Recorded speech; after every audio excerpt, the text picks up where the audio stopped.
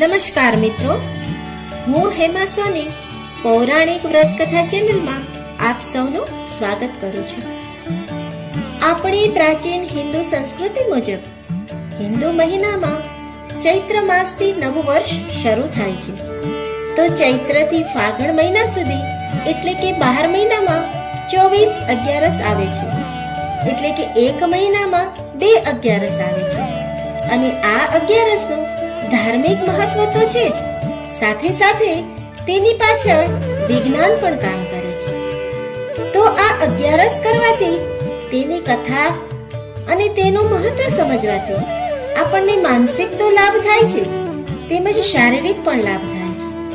તો ભક્તજનો, જો આ કથા સાંભળવામાં અને તેનું મહત્વ સમજવામાં આપણને મજા આવે તો આ ચેનલને જરૂરથી લાઈક, શેર અને સબસ્ક્રાઇબ કરશો. ધર્મરાજાએ ભગવાન શ્રી કૃષ્ણને ફાગણ કૃષ્ણ પક્ષની એકાદશીનું નામ અને મહિમા અંગે પૂછ્યું, ત્યારે શ્રી કૃષ્ણ ભગવાને જણાવ્યું કે આ એકાદશીનું નામ પાપમોચીની એકાદશી છે, જેની કથા આ મુજબ છે. એક વખત મેઘાવી નામના ઋષિ તપ કરી રહ્યા હતા. તેવામાં ત્યાં તેમના તપના પ્રભાવથી મોહિત થઈને મંજુઘોષા નામની એક અપ્સરા આવી. ઋષિને જોતા જ તે કામાતુર બની ગઈ અને ઋષિને વશ કરવા માટે મધુર કંઠે પોતાની ગાયન લીલા શરૂ કરી અને નૃત્ય કરવા લાગી. તેના સ્વર અને નૃત્યના જાદુથી ઋષિનો તપોભંગ થયો અને તે જાગી ગયા ને અપ્સરાના કામબાણથી વિંધાયા. આ જોઈ અપ્સરા ઋષિને બાહુમાં સમાવીને કૃત્ય થઈ ગઈ. બંને એકબીજા પર મોહ પામ્યા. એટલે પછી કામલીલાઓ શરૂ થઈ.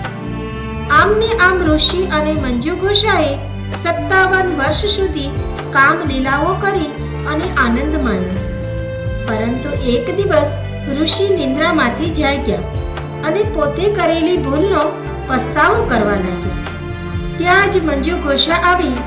અપ્સરાને જોતા જ ઋષિએ ક્રોધિત થઈ તેને શાપ આપી દીધો કે તે મારા તપનો ભંગ કરાયો, માટે તું પિશાચીની થજે.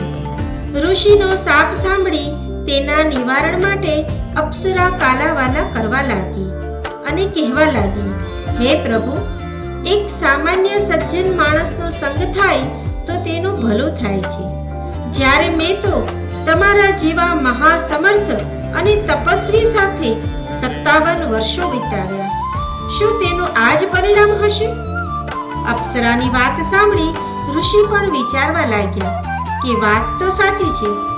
આમ વિચારી તેનું નિવારણ કરતા કહ્યું, દેવી, તમે ફાગણ વદ એકાદશી કરીને, જેને પાપમોચીની એકાદશી કહેવામાં આવે છે, તે વ્રત વિધિપૂર્વક કરો, જેથી તમે શાપ મુક્ત થશો. અપ્સરા પિશાચીની થઈ અને ઋષિના કહેવા પ્રમાણે સમય આવે પાપમોચીની એકાદશીનું વ્રત વિધિપૂર્વક કર્યું. પરિણામે બીજા જ દિવસે તે મૂળ સ્વરૂપમાં આવી ગઈ અને સ્વર્ગમાં પહોંચી ગઈ. જ્યારે મેઘાવી ઋષિ 57 વર્ષે પોતાના પિતા ચ્યવન ઋષિને મળવા ગયા, એટલે ઋષિએ પણ મેઘાવીને આ જ વ્રત કરવાનું કહ્યું અને તેનું પુણ્ય કમાવી લેવાની આજ્ઞા કરી. મેઘાવી ઋષિએ પણ આ વ્રત કરી ફરી સિદ્ધિ મેળવી.